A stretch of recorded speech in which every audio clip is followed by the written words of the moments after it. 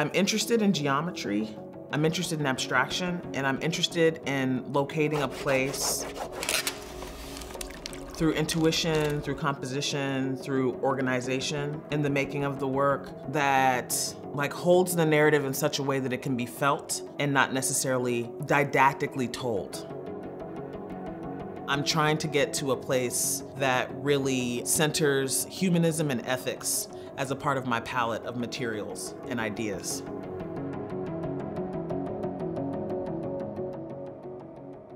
I identify as a painter and a printmaker.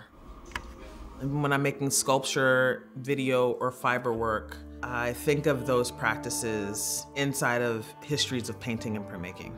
Whether it's through figuration or through abstraction, that history has shown me our public narrative is actually embedded in all that we do.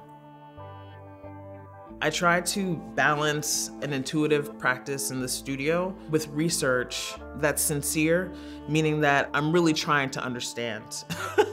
I'm really trying to understand the histories that underpin these sites of human engagement that compel me to respond.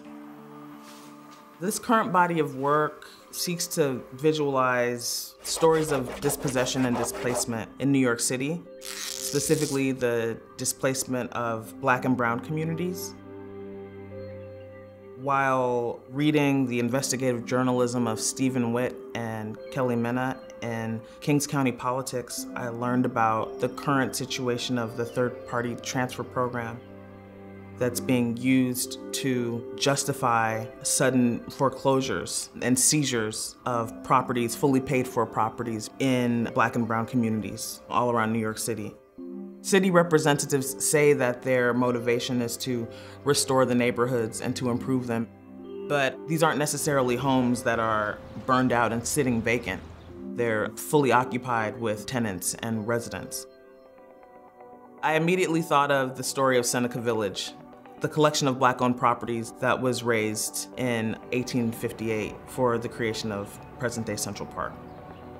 It's commonly understood that the passing on of property is the only real way that Black and brown community members have to maintain and to grow generational wealth.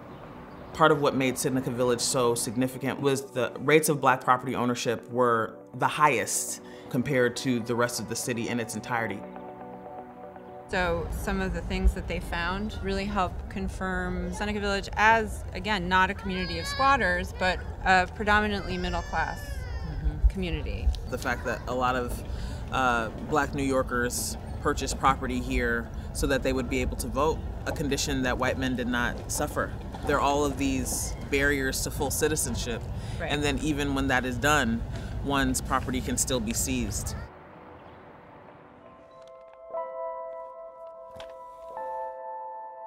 A part of how I work in using color to visualize narratives of public concern is using archival photography and contemporary photography, breaking them down into halftone lines and creating visual circumstances in which they become collapsed. The histories literally collapse.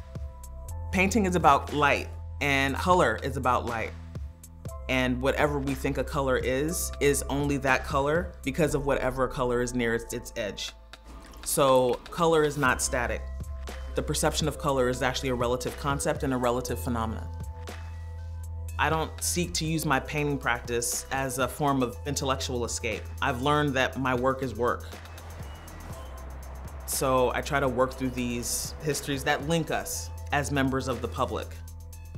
And I'm comforted by the history of painting to hold me inside of all of this. I'm just trying to understand the world around me.